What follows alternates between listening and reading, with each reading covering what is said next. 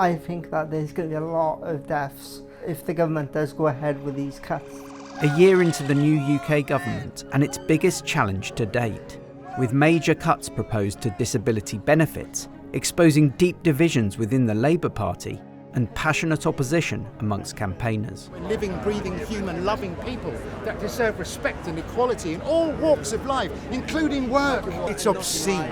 Obscene!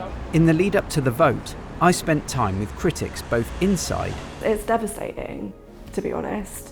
and outside Parliament, So this is the best way when this life doesn't work. as the widespread disbelief over Labour's plans for welfare reform turns into a fight for the rights of a vilified group already battling to survive. If I'm made homeless, what am I going to do with no benefits? It's difficult when I don't cry now. Get you sorted. I'm in Cardiff to meet Joshua Reeves. He's a disabled activist. I mean, everyone who's disabled is an activist to some degree if they're able to be. We're just going to see from his point of view how damaging the cuts might be. Wow, look at this place.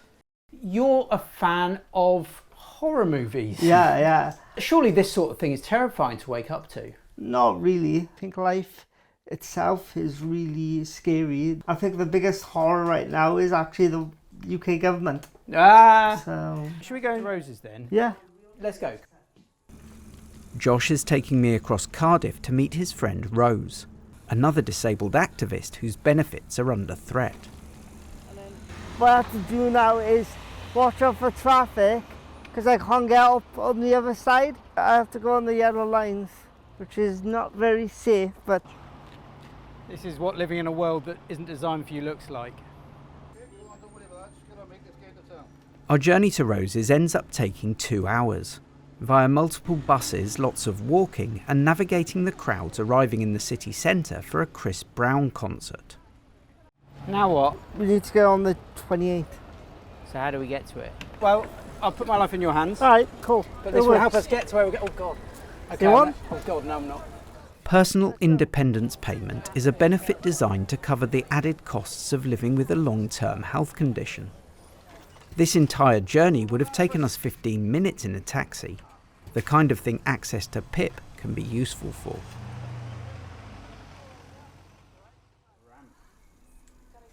Accessing appropriate support can be difficult for those like Rose, whose conditions fluctuate and are more nuanced than application forms allow.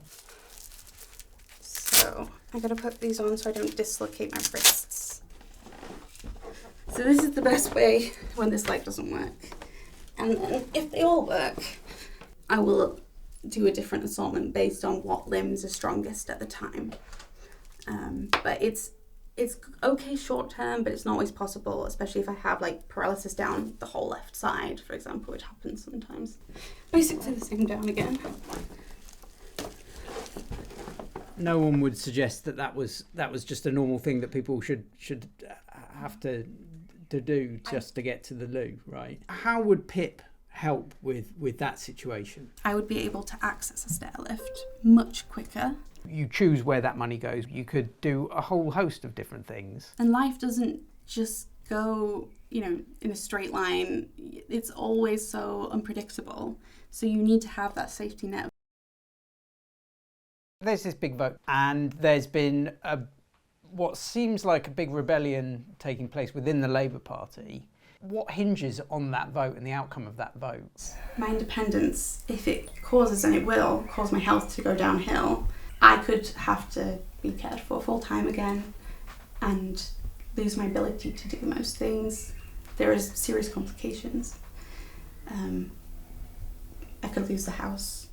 I've always thought that Labour was people that understood. I voted for them, and probably one of the worst regrets I ever done in my life. The shock at the government's welfare proposals isn't confined to those outside the Labour Party. I'm furious. Why am I having to say things to my constituents that are very similar to what I was saying under the previous Tory government? I'm in Nottingham to meet local MP Nadia Whitome, one of the original 42 Labour rebels to have signed a letter protesting the proposed cuts. In Nottingham, about 1 in 10 working age people claim disability-related benefits. A lot of those people will also be living in poverty. Today we are visiting St Anne's Advice Centre, already assisting local people navigate the benefit system in order to receive the help they are entitled to. I'm terrified and I won't be able to live and pay my bills. I mean, no one's going to employ me anyway because I'm epileptic. I've got arthritis going through my whole body. That Keir Starmer, he said that he was going to be for the disabled, the old people. And when he caught the easing allowance for the pensioners, I thought, you what? And I thought, no. I think they're in it for themselves, not for us. Is that true of all politicians, though? Your local politician's not like that, is she? Nadia Whittome. She's passionately against these cuts as well. Oh, yes, she is, but I'm on about the ones above her. She's only a low person, like us. There is this narrative that's sort of taking place that it's too easy to get it. It's really not easy to get. Clients who came through this door 18 months ago to apply for PIP are only now getting a tribunal date. If you can abuse the system, I'd love to know how. It's like the system denies people what they're entitled to in the hope that people won't have the strength or the resources to appeal it. You know, so all we're trying to do at the moment is saying it's not definite, let's see what happens, we'll be here to help you and so on. But yeah, it's a difficult time for people who are poorly and ill. Yeah, sorry. I'm just so pissed off. Sorry. It's okay. Just so furious that this is my government that is doing it, and this is not what any of us stood to do. This wasn't in the manifesto. This wasn't what people voted for. This just it can't happen, and it doesn't need to happen.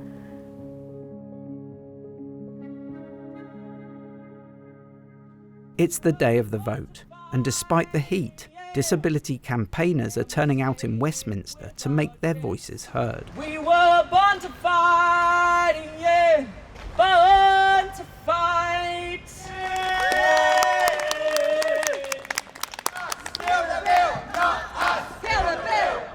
We're fighting for the current and we're fighting for the future of disabled people. We've not had what we would consider human rights for a very long time, if ever. This is about disabled people being able to live, having an ordinary life, being able to be part of society. Today it's about Keir Starmer as a leader has to show toughness. He's not read the room, has he? Pretending to be Nigel Farage will only get Nigel Farage into power. How can it be that we're back here at this weird ideology where we're only talked about in terms of what we cost? It's sort of become this macho, I'm not backing down issue. If the government was really listening, it could just pull this bill, properly consult with disabled people, and there's still a chance for the government to do the right thing and do that today. Do you know what time it's going to start? Soon. It is going to be sooner than we think, is it? Yeah. Well, what are you doing here then? A stone's throw away inside Parliament, the temperature is also rising. These Dickensian cuts belong to a different era and a different party. They are far from what this Labour Party is for, a party to protect the poor. As a matter of conscience, I need my constituents to know I cannot support the proposed changes to PIP as currently drafted on the face of the bill before us today. This is crazy, man. This is outrageous, man. This bill isn't fit for purpose. A series of concessions have been forced, weakening the bill and protecting the livelihoods of thousands of claimants. With the vote in the balance, a final last-minute climb down has been announced, removing PIP from the bill entirely. So they're voting. The question is that the bill be now read a second time. As many that feel it say aye. Hear that? The ayes to the right, 335. The noes to the left, 260.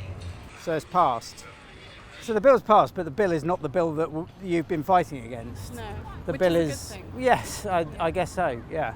But it's a good day, right? Yeah. It started out being a lot more worrying than it was. It means a lot of people are safer, much safer than they were. You see the support out there. Yeah, people have come together, different groups from all over, people disabled and non-disabled, to say, hey, this isn't right. We have to support all of our people.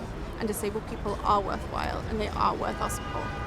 Who knows? Who knows? And I think that they also needs to actually act and speak to disabled people. Do you think that they've learnt that lesson the hard way?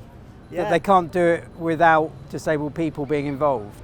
I think that they've underestimated us. To put it frankly, you fucked with the wrong people. I'm heading back to see Nadia Whittam to see what she made of the day and the mess in Parliament. I'm happy that the bill hasn't gone through in its original form, which was much worse. I'm proud of disabled people's organisations and disabled people. And what's your message, do you think, to the kind of the people who've been outside, you know, protesting today and yesterday, two of the hottest days of the year, to try and see this bill get defeated? My first message is I'm sorry. I'm sorry that you have had to come to Parliament on the two hottest days of the year and stand outside pleading with the Labour government not to push people into poverty. They never should have been in that position. And I would say that this continues. There's a real feeling outside that I think that this is just the beginning of something.